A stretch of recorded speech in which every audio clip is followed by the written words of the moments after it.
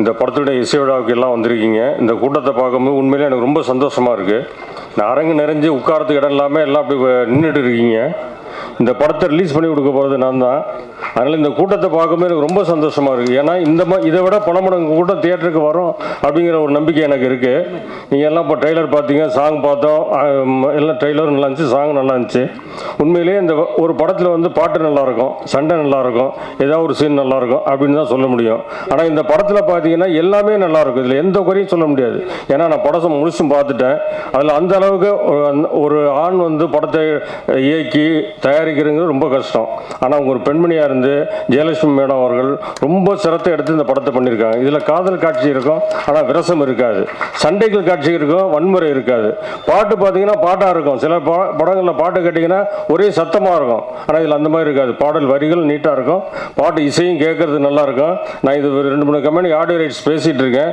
எல்லாருமே பாடம் கேட்டு ரொம்ப அப்ரிஷியேட் பண்ணாங்க. ஒரு மியூசிக் டைரக்டர் முதல் படம் பண்ண மாதிரி தெரியல, இது ரொம்ப நல்லா பண்ணியிருக்காரு அப்படின்னு சொல்லியிருக்காங்க. உண்மையிலே இந்த மியூசிக் டைரக்டர் ஒரு நல்ல எதிர்காலம் இருக்குது. இந்த படத்தில் நடிச்சிருக்க அந்த திவ்யா ஹீரோயினாக நடிச்சிருக்காங்க. அவங்க கேம்பெயினர் தொகுப்பாளரோட சொன்னாங்க, நீங்கள் கடைசியில் ஹீரோவை கேளுங்க, என்னையும் சுற்றி வந்துட்டு என்னை விட்டுட்டு போறீ அப்படின்ட்டு. ஆனால் அந்த படம் பார்க்கும்போது தான் தெரியாது உண்மையான காரணம் என்ன அப்படின்னு சொல்லிட்டு. அந்த அம்மா நல்லா நடிச்சிருக்காங்க. அதில் வெள்ளைக்கார பொண்ணு ஒரு பொண்ணு நடிச்சிருக்கு, அந்த பொண்ணு நல்லா நடிச்சிருக்கு.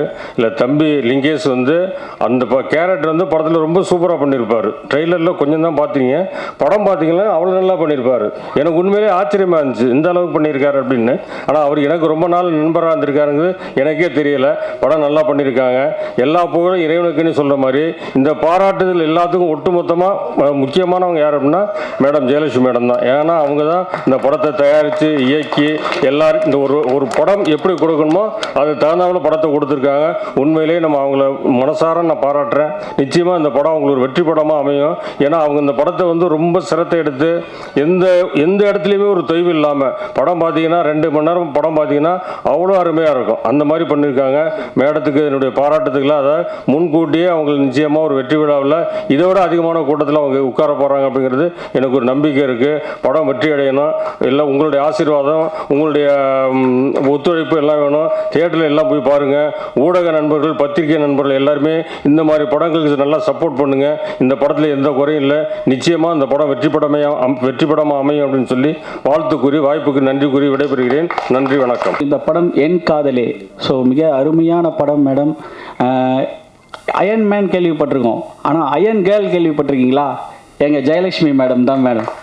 சத்தியமாக சொல்கிறேன், அவங்க எவ்வளோ நெருக்கடியிலும் பொருளாதார பிரச்சனையிலையும் இந்த படத்தை விடாமல் அந்த கதையை வந்து சூப்பராக எக்ஸிக்யூட் பண்ணி அழகாக எடுத்தாங்க. அவங்க எவ்வளோ செலவு பண்ணாங்க, எவ்வளோ ஹார்ட் ஒர்க் பண்ணாங்கன்ட்டு நாங்கள் பார்த்தோம். இதுக்கு பக்கபலமாக இருந்த முத்து சார், நம்ம கிருஷ்ணா சார், சவுந்தர் சார்லாம் ரொம்ப சப்போர்ட் பண்ணியிருக்காரு. அவங்களாம் தேங்க் பண்ணோம். ராஜன் சார் இதை வந்து அழகாக இருந்து எக்ஸிக்யூட் பண்ணி சூப்பராக ராஜன் சார் எடுத்துகிட்டு போனார். ஸோ இந்த என்டையர் டீம் வந்து சூப்பராக பண்ணியிருக்காங்க. லிங்கேஷ் சார் வந்து ஐயோ அற்புதமாக நடிச்சிருக்காரு சார். நல்லா இருந்தது சார் பர்ஃபார்மன்ஸ், அருமை சார். மேடம் நீங்களும் நல்லா அருமையாக பண்ணியிருக்காங்க ஹீரோயினி. So music sir excellent music sir. உண்மையிலே சொல்கிறேன், இந்த சாங்கு வரிகளும் இந்த மியூசிக்கும் இந்த இசையமைப்பாளர் வந்து அடுத்து வந்து நெக்ஸ்ட் லெவலில் பெரிய படங்கள்லாம் பண்ணி நல்ல பெரிய லெவலில் வருவார். அவருக்கான மனமார்ந்த வாழ்த்துக்கள் சார். ஸோ மனமார்ந்த நன்றி, வாழ்த்துக்கள் சார். தேங்க்யூ. என் காதலி சொல்கிறப்பவே ஒரு இனிமை மனசுக்குள்ளே நிறையுது. சிறிய அரங்கு, ஆனால் மனம் நிறைந்த உள்ளங்கள் இங்கே குவிந்திருக்கிறது. நினச்சி பார்க்கவே சந்தோஷமாக இருக்கு. இதுதான் காதலின் வெளிப்பாடு. இங்கே இனிமையான ஒரு காதலை காவியமாக்கி திரையில் ஒளிச்சிருக்காங்க. காட்டப்பட்ட அந்த காட்சிகள் எல்லாம் கண்ணில் அப்படியே ஒற்றிக்கொள்ளுகிற வகையில் இதுதான் ஒரு காதல் என்பதை மிக தெளிவாக, அழகாக, நயமாக, எந்த இடத்திலும் கண்களை மூடிக்கொள்ள வேண்டும் என்கின்ற எண்ணத்தை தூண்டாமல் பரவசத்தில் ஆழ்த்திய காட்சிகள் இங்கே ஒலித்தது. உண்மையில் சொல்ல வேண்டும் என்று சொன்னால், வரவேற்புரை ஆற்றிய போதே ரொம்ப அழகாக சொன்னாங்க, இது கடலிலும் கரையிலும் தத்தளித்து எடுக்கப்பட்ட படம் என்று. அதில் ஒன்று தெளிவாக தெரிகிறது, கடலில் தத்தளித்து இருந்தவர்கள் இப்பொழுது முழுமையாக கரையேறி விட்டார்கள் என்பதுதான் இந்த அரங்கில் வெளிச்சம் போட்டு காட்டப்பட்டிருக்கிறது. இயற்கையாகவே அவங்க கரையேறிட்டாங்க. இங்கு வந்து இருக்கக்கூடிய பார்வையாளர்களும் சரி, சுவைஞர்களும் சரி, அதற்கு எடுத்துக்காட்டாகத்தான் இருக்கிறார்கள். ஒரு படத்தை நாம் உள்ள நுழைஞ்சு பார்த்த உடனே இதில் என்னென்னலாம் செய்தி உள்ள இருந்து ஒலிக்குது, என்ன சொல்ல வராங்க அப்படிங்கிறத ஒரு ஆவலை தூண்டணும். அப்படி ஒரு படம் இருக்கிறது தான் அடிப்படையில் நம்ம இழுக்கும், கவர்ந்து இழுக்கும். அப்படிப்பட்ட அனைத்து அம்சங்களையும் இன்றைக்கு இந்த திரைக்களம் உள்ளமைத்து கொண்டு வந்திருக்கிறார் என்று சொன்னால் அதற்கு முழுமுதற் காரணமாக இருந்து அனைத்து சுமைகளையும் தன் தோளில் சுமத்தி கொண்டு இந்த படத்தை முழுமையாக தன்னுடைய களமாக அமைத்து தெளிவாக தன் வேட்கைகளை, திணவுகளை இங்கு அரங்கேற்றி இருக்கிறார் தயாரிப்பாளரும் இயக்குனருமான அம்மா ஜெயலட்சுமி அவர்கள். அவர்களை இந்த நேரத்திலே மனதார பாராட்டிட கடமைப்பட்டிருக்கிறேன். ஒரு தயாரிப்பாளருக்குத்தான் ஒரு படத்தை எடுத்து முடிக்கிற வரையில் இருக்கிற வலி என்ன என்பது அவருக்கு தெரியும். அவரே இயக்குனராக இருக்கிற போது இன்னமும் மிகச்சரியாக அதனை நகர்த்தி செல்ல வேண்டும் என்கின்ற விளைவுகளை அறிந்து பணியாற்றுகிற பயணம் இருக்கிறது. அது ஒவ்வொரு ஃப்ரேம்லையும் நல்லா தெரியுது. அந்த உழைப்பு எந்த இடத்துலையும் என்னுடைய கண் வலி தெரியலை, இடர்பாடு ஏற்படலை, கண்ணுக்கு குளிர்ச்சியாக காட்சிகள் போயிடுச்சு. ரொம்ப தெளிவாக அழகாக ஃப்ரேம் பை ஃப்ரேம் பார்க்கும்போது ரசிக்கக்கூடிய அத்தனை நிகழ்வுகளையும் இயற்கையாக கொண்டு வந்து காட்டியிருக்கீங்க. ஒளிப்பதிவாளருக்கு இந்த நேரத்தில் மனம் திறந்த வாழ்த்துக்களை தெரிவித்துக் கொள்கிறேன். காரணம், தன்னிடம் கருவி இருக்கிறதே என்று விளையாடி விடாமல் காட்சிக்கு எது தேவைப்படுகிறதோ அதை மிகையாகவும் காட்டிவிடாமல் மிக நேர்த்தியாக காட்டியிருக்கிற அந்த பாங்கு ஒளிப்பதிவாளரை பாராட்டிட வேண்டும். அதற்கு அடுத்ததாக வழக்கறிஞரே பாடலை எழுதியிருக்கிறார். அவசியமே இல்லை, சொல்ல வேண்டிய அவசியமே இல்லை, லீகலாக எந்த பிரச்சனையுமே இல்லை. ஒரு பாடலுடைய தொடக்கம் எடுத்த உடனே என்ன இது, இப்படி ஒரு சொல்லை போட்டிருக்கிறாரு என்று நான் கூட சிந்தித்தேன். ஆனால் அது தெலுங்கு மொழியில் வருகிற ஒரு சொல்லாக இருப்பதனால் அங்கிருந்து அவர் சட்ட நெறிப்படி விலகிவிட்டார். அதனால் எங்கே அதில் போய் மாட்டிப்பாரோன்னு நினச்சேன். ஆனால் அதிலிருந்து அடுத்த வரியில் போட்டு அழகாக வெளியில் வந்துட்டாங்க. அந்த அளவுக்கு ஒவ்வொரு செய்தியையும் நுணுகி பார்த்து செய்திருக்கிறார். அடுத்ததாக இந்த படத்தினுடைய முழுமையாக தன்னை வெளிப்படுத்தி கொண்டிருக்கிற தன்னுடைய முழு அத்தனை திறனையும், உள்ளுக்குள் இருக்கிற உணர்வுகளையும் ஒவ்வொரு அசைவிலும் காட்டியிருக்கிற கதாநாயகனை இந்த நேரத்திலே பாராட்டிட கடமைப்பட்டிருக்கிறேன். காரணம், என்னதான் அத்துணை பேரும் உழைப்பை கொடுத்தாலும் கூட முழுமையாக திரையில் வெளிக்காட்டக்கூடிய அவரின் அசைவுகள் தான் இந்த படத்திற்கு உயிர்ப்புமாக இருக்கிறது. அந்த உயிர்ப்பை நீங்கள் மிகையாக அழகாக நேர்த்தியாக வழங்கி இருக்கிறீர்கள். உங்களுக்கு மிக நல்ல எதிர்காலம் இருக்கிறது. வாழ்த்துக்கள். அடுத்ததாக நம்முடைய கதாநாயகி ரொம்ப அழகா யதார்த்தமா அந்த கதாபாத்திரத்திற்கு வேண்டிய அத்தனை அம்சங்களையும் ஒரு சேர பெற்று அது எந்த இடத்துலையும் நெருடாம ரொம்ப அழகாக பயணப்பட்டிருக்கிறார்கள். அவர்களுக்கும் இந்த நேரத்தில் என்னுடைய மனம் திறந்த வாழ்த்துக்களை தெரிவித்துக் கொள்வதிலே பெரும் மகிழ்ச்சி. இதற்கெல்லாம் மேலாக இன்றைக்கு இந்த நிகழ்ச்சிக்கு முக்கியமான ஒரு காரணகர்த்தா அத்தனை பேரும் சொன்னார்கள், இவர் இந்த படத்தின் மூலமாகத்தான் அறிமுகமாகிறார் என்று. ஆனால் என்னை பொறுத்தவரை, என்னுடைய கணிப்பில், என்னுடைய பார்வையில் அவர் இந்த முதல் படம் என்று சொல்வதை காட்டிலும் 300 படங்களுக்கு இசையமைத்ததனுடைய முழு பலனையும் இந்த ஒரு படத்தில் அவர் கொண்டு வந்து சேர்த்திருக்கிறார். பொதுவாகவே ஓசைகள்தான் நம் காதுகளுக்குள் செல்லுகிற போது இனிமையை கொடுக்கக்கூடியது. ஆனால் இந்த இரைச்சல்கள் இல்லாமல் இனிமையான ஓசைகளை அடுக்கி கொடுத்த பெருமை அவரை சாரும். ஆக அந்த அளவிற்கு மென்மையான போக்கினை கண்டுகொண்டு பாடல் வரிகளை எந்த இடத்திலும் இசை விழுங்கி விடாமல் அதனை மிக மென்மையாக நகர்த்தி கொண்டு சென்ற விதம் பாராட்டிற்குரியது. ஒட்டுமொத்தமாக பார்க்கிற போது இந்த படம் துவக்கத்தில் நான் சொன்னது போல அவர்கள் தத்தளிக்கவில்லை, நீந்தி கரையேறி விட்டார்கள். அந்த கரையேறி இருக்கிற அவர்களை சரியான இடத்திற்கு கடத்த வேண்டிய பொறுப்பு செய்தியாளர்களிடமும் ஊடகத்துறை சார்ந்தவர்களிடமும் இருக்கிறது. அன்பு கூர்ந்து எதையும் உள்ளது உள்ளபடியே எழுதினால் கூட போதும், இந்த படம் நிச்சயமாக மாபெரும் வெற்றியை எட்டும் என்பதிலே எவ்விதமான ஐயமும் இல்லை. ஆக அத்தகைய அளவில் முழுமையாக எந்த எதிர்பார்ப்போடு ஒரு பார்வையாளர், ஒரு சுவைஞர் ஒரு திரையரங்கிற்குள் சென்று அமர்ந்து பார்க்க வேண்டும் என்று தோன்றுகிறதோ அத்தனை பேருடைய மனதையும் நிறைவு செய்கிற விதத்தில் இந்த படம் முழுமையாக கொடுக்கப்பட்டிருக்கிறது என்ற நம்பிக்கை எனக்கு தோன்றியிருக்கிறது. அதே நம்பிக்கை உங்கள் அத்துணை பேருக்கும் தெரியும்.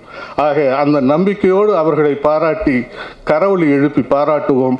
நன்றி, வணக்கம். இந்த படத்தில் 2 பேருக்கு நான் வாழ்த்து சொல்லணும்னு நினைக்கிறேன். ஏன்னா இந்த படம் ஏதோ வரையில் உதவி இயக்குனராக இருக்கும்போது ஏகப்பட்ட ஓட்டங்கள் இருக்கும். யாரோ ஒருத்தவங்க ஃபர்ஸ்ட் யாருக்கு சான்ஸ் கிடைக்குது, செகண்ட் யாருக்கு கிடைக்கலாம் இல்லை. நமக்கு முன்னாடி வந்த நிறைய திறமையாளர்கள் அவங்களுக்கான வழி கிடைக்காமலே கூட தவறி இருப்பாங்க. அந்த அண்டர் ரைட்டடுன்னுவாங்க. அந்த மாதிரி என்னுடைய ரொம்ப மதிப்புக்குரிய லிங்கேஷ் அவர்கள். ஏன்னா அவர் நான் சினிமாவுக்கு வந்த டைமில் அவர் தெரியும் எனக்கு. ரொம்ப பவர்ஃபுல்லான ஒரு ஆக்டர்.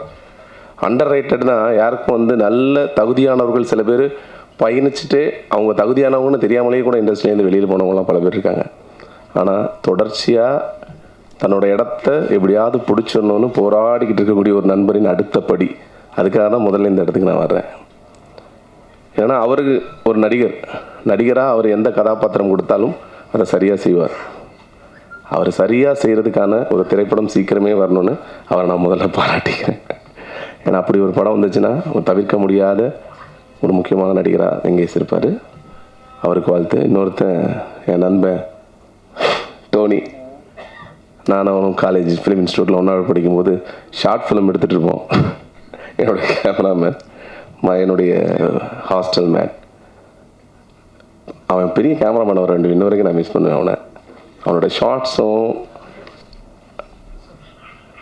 நீங்கள் பார்த்துருப்பீங்க. அதில் எஸ்பெஷலி சில சாங்ஸோட சில ஃப்ரேமிங்லாம் பார்க்கும்போது எனக்கு அவ்வளோ ஃபீலிங்ஸ் இருந்துச்சுட்டு, நீ பெரிய கேமராமேன் ஆக வேண்டி ஏன்டா மிஸ் ஆகிட்டு இருக்கேன் எனக்கு ஃபீல் ஆகிட்டு இருக்கும். ஏன்னா நான் ஊர்லேருந்து வந்தவன். எனக்கு அவ்வளோ பெரிய டெக்னாலஜி டெவலப்மெண்ட்டோ டெக்னாலஜியோட ஷார்ட்ஸோ ஹாலிவுட் படம்லாம் தெரியாது.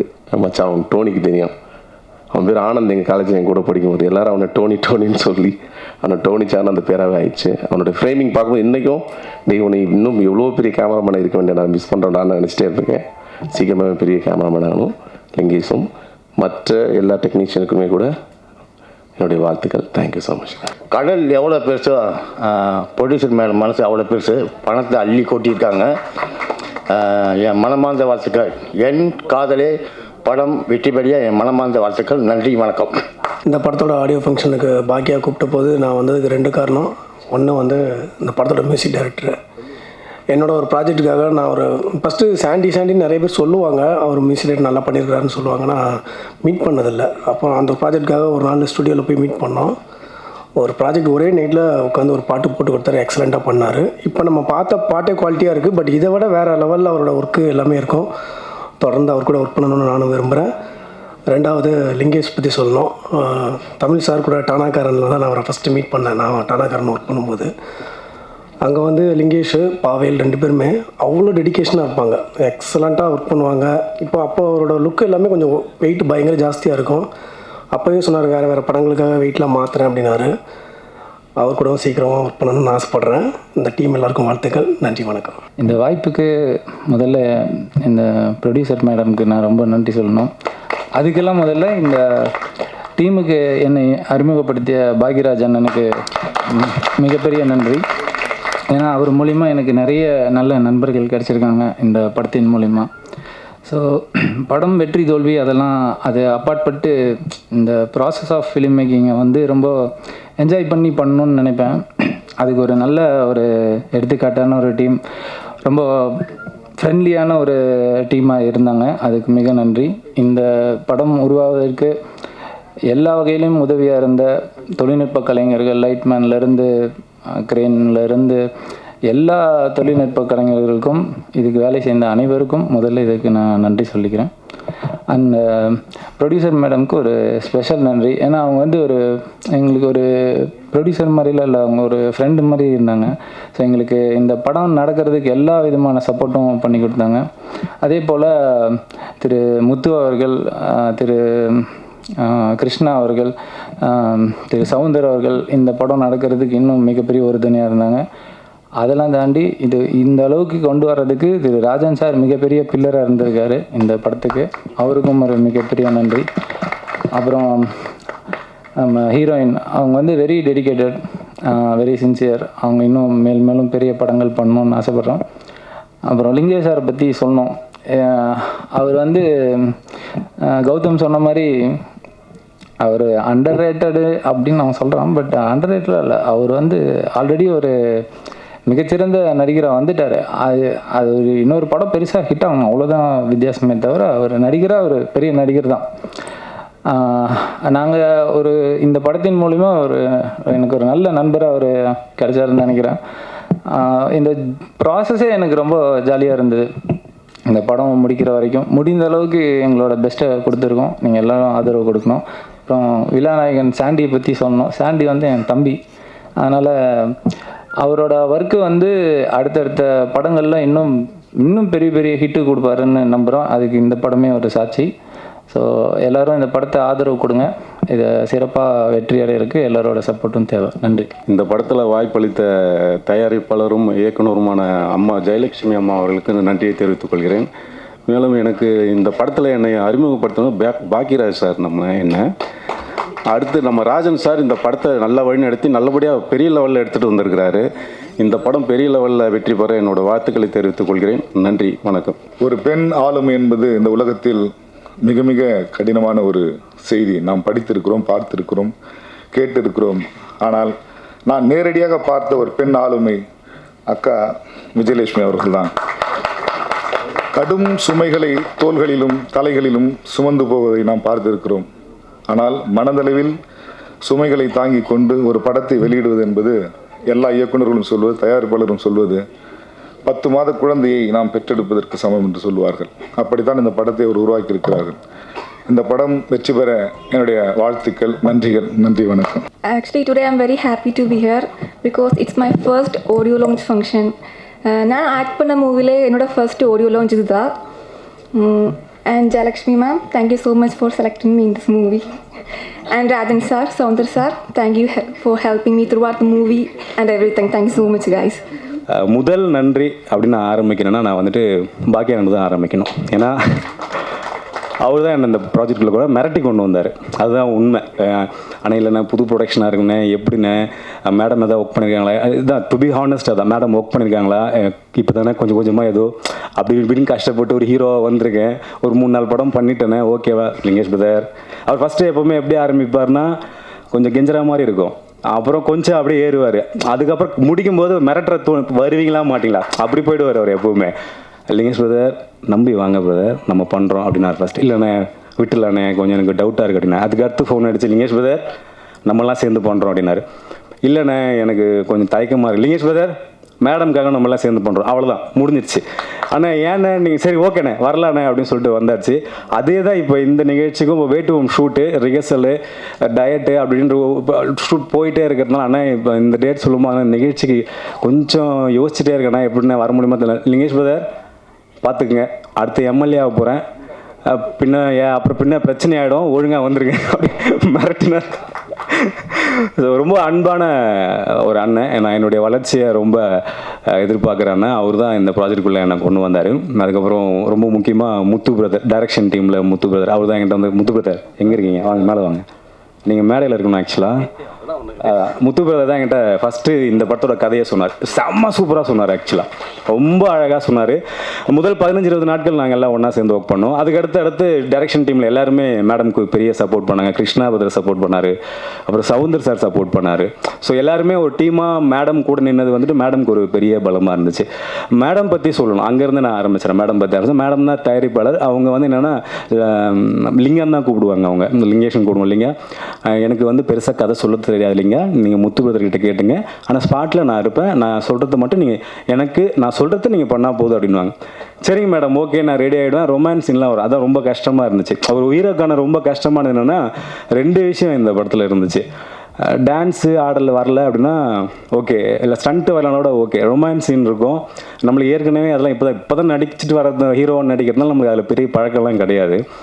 ஆக்ஷன் பண்ணுறான்னா 6 அடியிலேருந்து 60 அடியிலேருந்து குடிச்சிடலாம், அது பிரச்சனை இல்லை எனக்கு. கிட்டத்தட்ட நானும் லியா இன்னைக்கு நிகழ்ச்சிக்கு வர முடியல. Wonderful actor actually. இந்த படத்தில் ஒரு பெரிய சப்போர்ட் பண்ணாங்க. லியா பிரிட்டிஷ் ஆக்ட்ரஸ். அவங்க லியாவுக்கு எனக்கும் ரொம்ப நெருக்கமான காட்சிகள்லாம் இருக்கும்போது சரி அப்போ தான் மூடில் செட் பண்ணிவிட்டு கிட்டத்தட்ட அப்போ தான் நெருங்குவேன். லிங்கான்னுவாங்க. ஓ சொல்லுங்கள் மேடம். அப்படி இல்லைங்க, இன்னும் கொஞ்சம் ஏன் அலைஞ்சிக்கிட்டு ஓடுறான்னுவாங்க. சரிங்க மேடம். வெள்ளை காய்ச்சி கொடுத்தோன்னே ஏன்பா இல்லை மேடம் சத்தியமாக அப்படிலாம் இல்லை மேடம், நான் ரெடி ஆகிட்டு இருந்தேன் அப்படின்னு நான். சரிங்க மேடம் ஓகே, இப்போ அடுத்த டேக் பாருங்கள் எப்படி பண்ணுறேன் அப்படின்னு. அடுத்து ரெடி ஆகிட்டு ஆல்மோஸ்ட் லியா ரெடி ஆகிடும், நானும் ரெடி ஆகிட்டு அப்படியே இருக்கும்போது பார்த்தா டோனி உள்ளே வருவார். பிரதர் அப்படின்னுவார். பிரதர் என்ன பிரதர் இப்போ தானே ரெடி ஆனேன் அப்படின்னுவேன். அதுக்கப்புறம் ஆல்மோஸ்ட் அவங்க என்ன பண்ணுவாங்கன்னா நீங்கள் ஓரம் வாங்க அப்படின்னு சொல்லிட்டு நடிச்சு காட்டுருவாங்க. டக்குன்னு இப்படி தான் பண்ணணும்னு நடிச்சே காட்டிடுவாங்க. நம்மளுக்கு அது ரொம்ப ஈஸியாக இருக்கும். இவ்வளோ தானே மேடம் வேணும், இதை நான் சூப்பராக பண்ணுவேன் மேடம் அப்படின்னு சொல்லிட்டு உடனே பண்ணுருவோம். ஸோ என்னென்னா எனக்கு ஏற்கனவே வந்து தமயந்தி மேடம் கூட ஒர்க் பண்ணதுனால, காயல்னு ஒரு படம் ஹீரோ ஒர்க் பண்ணதுனால எனக்கு ஒரு பெண் இயக்குனர் கூட ஒர்க் பண்ணுறதுல கொஞ்சம் அவங்க எனக்கு நிறைய கற்றுக் கொடுத்துட்டாங்க. ஆண் இயக்குனர் கூட ஒர்க் பண்ணிடலாம், முறைச்சி கூட நின்றுடலாம். ஏன்னா எதிரி ஆயுதம் எடுத்தால் நம்மளும் ஆயுதம் எடுக்கலான்ற ஒரு பெரிய ப்ளஸ் இருக்குதுங்களா. ஆனால் என்னென்ன போவேன்னு சொல்லிட்டு நம்ம சண்டை போடலாம். ஆனால் இவங்க வந்து அறிவு எடுக்கும்போது நம்ம ஒன்றுமே அன்பு எடுத்துருவாங்க. ரெண்டாவது அதில் நம்ம ஒன்றுமே பண்ண முடியாது. இல்லைங்க எனக்காக பண்ணுறாங்க. சரிங்க மேடம் பண்ணுறேன் மேடம் அப்படின்னு சொல்லிட்டு அந்த இடத்துக்கு நம்ம நகர்ந்துடும். ஸோ முழுக்க இந்த படத்தில் என்ன அவங்க வந்து ரொம்ப அன்பாக தான் வேலை வாங்கினாங்க. அன்பால் ஏதாச்சும் நான் பண்ணலாம், என்னை எந்த இடத்துலையும் இது பண்ண மாட்டாங்க. எனக்காக இல்லைங்க ஒரு டைம் பண்ணுறேன் அப்படின்வாங்க. சரிங்க மேடம் ஓகே மேடம் அப்படின்னு சொல்லிட்டு போனோமோ அந்த ரொமான்ஸ் சீனில் ஒன் முறையே போகாது. மற்ற ஓடி வரத்து எகிரி குதிக்கிட்டு இதில் மட்டும் ஒரு 10 டேக் வாங்கிட்டே இருப்பாங்க அவங்க மாட்டுக்கும். ஸோ ரொம்ப இன்ட்ரெஸ்டிங்கான ரெண்டாவது வந்து ரொம்ப பவர்ஃபுல்லான ஒரு லேடி. அதாவது ஃப்ரம் த ஃபர்ஸ்ட் டே நீங்கள் எனக்காக பண்ணுறீங்களேங்க, எத்தனை இடையூறுகள் வந்தாலும் சரி, எத்தனை பிரச்சனைகள் வந்தாலும் ஏதாச்சும் எனக்கு ஒரு ஃபோன் பண்ணுங்கள், நான் அவங்ககிட்ட பேசுவேன், நீங்கள் வந்து எனக்காக பண்ணணும். இந்த நாள் வரைக்கும் அவங்க கடைசியாக வந்துட்டு எனக்கு ஃபோன் பண்ணிங்க, எனக்காக வாங்க, நம்ம ஒரு படம் பண்ணியிருக்கோம், நம்மலாம் சேர்ந்து பண்ணியிருக்கோம், இந்த டேட் ஃபிக்ஸ் பண்ணியாச்சு, எப்படியாவது அட்ஜஸ்ட் பண்ணிட்டு நீங்கள் வந்துடுங்க. சரிங்க மேடம், ஆல்மோஸ்ட் எனக்கு ஷூட் இல்லை அந்த டேட்டில், நான் கேட்டுவிட்டேன், நான் கண்டிப்பாக நான் வரேன் அப்படின்னு சொல்லிட்டு அந்த அன்பு இப்போ வரைக்கும் வந்தவொடனே மகனே அப்படின்னாங்க. ஸோ அந்த அன்புக்கு இந்த படம் வெற்றி அடையணும் அப்படின்னு சொல்லிட்டு நானும் வாழ்த்துறேன். அண்டு படத்தோட கேமராமேன் பற்றி நிறைய சொல்லணும். டோனி நானும் எனக்கும் பயங்கரமான ஒரு ஆப் இருந்துச்சு. நான் ஒரு 20 அடியில் பறந்தேன்னா டோனி 30 அடியில் பறந்துட்டு இருப்பேன். பிரதர் நான் இங்கே இருக்கேன் அப்படி மேலே பாருங்க அப்படின்னுவார். சூப்பரான ஒரு கேமராமேன். ஆக்சுவலாக கௌதம் நான் சொன்ன மாதிரி ஒரு எக்ஸலண்ட்டான ஒரு கேமராமேன். பயங்கர ஹார்ட் ஒர்க்கு. ஸ்டண்ட்லாம் கொடுத்துட்டா அவர் தனியாக உருண்டுக்கிட்டு இருப்பார் கேமரா வச்சுட்டு. பிரதர் இப்படி பண்ணலாம் அப்படி பண்ணலான்னுவார். ஸோ அவர் கூட ஒர்க் பண்ணதில் ஒரு மிகப்பெரிய சந்தோஷம் எனக்கு. அப்புறம் சந்துரு அண்ணா லிரிக் ரைட்ரு. சந்துரு அண்ணாக்கு எனக்கு வந்து முதல் பழக்கம் எப்படின்னா, டானாக்காரனில் பழக்கம்னா நேரடியாக நாங்கள் 2 பேர் பார்த்துல. டானாக்காரனில் அண்ணன் வந்து லிரிக் எழுதி அனுப்புகிறாரு. அப்போ நான் என்ன பண்ணுறேன், அந்த டோனை கேட்டு நான் ஒரு லிரிக் எழுதிக்கிட்டு இருக்கேன். நான் எழுதி பாவல் கிட்ட கொடுத்துட்டேன். தலை இது எப்படி இருக்குதுல பாருங்க டான் அப்படின்னு சொல்கிறேன். டான் இது லிரிக் பயங்கரமாக இருக்கு டான், நம்ம தமிழ்நாட்டை சொல்லுவோம் சொல்லிட்டு எனக்கு தெரியாது. அவர் போய் தமிழ்நாட்டை சொல்லிட்டாரு. தமிழ்நாடே தம்பி வாடா அப்படின்னு சொல்லிட்டு என்னை கூப்பிட்டு இன்னோவில் உட்கார வச்சார். என்னடா கூப்பிட்டு போய் அடிக்க போகிறாரு அப்படின்னு நினச்சேன். ஆனால் இல்லைண்ணே உள்ள சீன் இருக்குண்ணே. வாடா நானே போகிறேன் உனக்கு என்ன வாடா அப்படின்னு கூப்பிட்டு போயிட்டார். சரின்னு போனால் ஏடா தம்பி ஏதோ பாட்டு எழுதி வச்சிருக்கேன் காட்டு அப்படின்னாரு. அதான் நான் சும்மா அது அப்படி எழுதுறேன் என்ன. உடனே சந்திரன் ஃபோன் பண்ணி கொடுத்துட்டாரு. யாருன்னு இவர் தான் லிரிக் ரைட்டர். ஐயோ வம்பா. ஆனால் நான் சும்மா விளையாட்டாக எழுதினேன். இது நல்லா இருக்கு, நான் ஒரு 2-3 வரிகள் எழுதியிருக்கேன், அதையும் நீங்கள் பாருங்கன்னு சொல்லிட்டு அண்ணன் ஒன்று அனுப்பியிருந்தார். ஆனால் எந்த விட இது ரொம்ப நல்லா இருக்குன்னு அப்படியே அதோட அமைதியாக ஒதுங்கிட்டேன். அப்புறம் பார்த்தா ஏன் படத்துக்கு அவர் பாட்டு எழுதுறாருன்னு அது ஒரு சூப்பரான விஷயம். ரொம்ப நன்றிண்ணா. எல்லாம் செம சூப்பரான பாடல்கள் இதில். அப்புறம் இன்றைக்கி சிறப்பு இருந்தால் கில்ட்டில் இருந்து அண்ணன்கள் வந்திருக்காங்க. ரொம்ப நன்றிண்ணா நிகழ்ச்சிக்கு வந்ததுக்கு. அடுத்து எங்கள் அண்ணன்களை பற்றி நான் ஆரம்பிக்கணும். தமிழண்ணா உண்மையாக சொல்ல போனால் இந்த நிகழ்ச்சிக்கு எங்கள் அண்ணன்லாம் வருவாங்கன்னு எனக்கு தெரியாது. என் பாக்கிய அண்ணன் வந்துட்டு வருவாங்க அப்படின்னாரு. உண்மையாலுமே அவங்க வருவாங்கன்னா என் மேலே இவ்வளோ பாசமாக இருக்காங்கன்னும் போது எனக்கு ரொம்ப அதை எப்படி வெளிக்காட்டுறதுன்னு எனக்கு தெரியல. அவ்வளோ ஒரு சந்தோஷமான விஷயம். தமிழனா வந்து பழக்கத்துக்கு முன்னாடி நான் டானாக்காரனில் லாஸ்ட் மினிட் தான் நான் கமிட் ஆனேன். ராமு ஐயா தான் வந்துட்டு எனக்கு ஒரு 4 பக்கம் தலைவரை 4 பக்கம் டைலாகு 2 நாள் தான் 1.5 நாள் தான் போட்டிருக்கு, அடிச்சிருவீங்களா அப்படின்னாரு. தூரத்தில் தமிழன் வந்து டேய் ஐயா அவர் அடிச்சுவாயா டே தம்பி அடிச்சு விட அப்படின்னாரு. முடிச்சிடலண்ணா ஓகேண்ணா. அந்த கான்ஃபிடென்ட் இருக்குல்ல அவருக்கு எங்கேருந்து என் மேலே வந்துச்சுன்னு தெரில. அவன் அடிச்சிடுவான் தம்பி அடிச்சிடுவான் ஒரு பிரச்சனை இல்லை அப்படின்னாரு அண்ணன். அந்த மதுரை அந்த ஸ்லாங்கோட ஒரு அழகாக சொல்லுவார். அது வந்துட்டு ஒரு நடிகன் ஒரு இயக்குனர்கிட்ட இருந்து ஒன்று கிடைக்கல, ஒரு பாசிட்டிவான ஒரு வைப் கிடைக்கல. அவன் பண்ணிடுவான்ற ஒரு நம்பிக்கை நான் சம்பாதிச்சிருன்னு நினைக்கும் போது எனக்கு பயங்கரமாக ஆயிடுச்சுட்டானா. முதல் நாளே அப்படி நின்றுட்டேன். ரைட்டு நம்ம ஜாலியாக என்ஜாய் பண்ணி இந்த படத்தை பண்ணலாம். அந்தளவுக்கு முதல் நாளே எனக்கு ஒரு மிகப்பெரிய அன்பை கொடுத்துட்டு அப்புறம் ரஞ்சிதனாக்கு அடுத்து ரொம்ப நெருக்கமான ஒரு அண்ணனா தமிழன் அம்மாட்ட ரொம்ப கட்டி பிடிச்சாலே அதில் ஒரு அதோட இணக்கம் இருக்கும் தமிழன் கிட்ட. நான் மட்டும் இல்லை எல்லா தம்பிகளையும் சரி தானாக்காரன் முடிச்சதுக்கப்புறம் தமிழனான்னு சொல்லிட்டு உயிர் ஓட ஆரம்பிச்சிருவோம். அந்தளவுக்கு ரொம்ப அன்பாக பழகக்கூடிய ஒரு எங்கள் அண்ணன் தமிழண்ணன் கௌதம் தோழர்.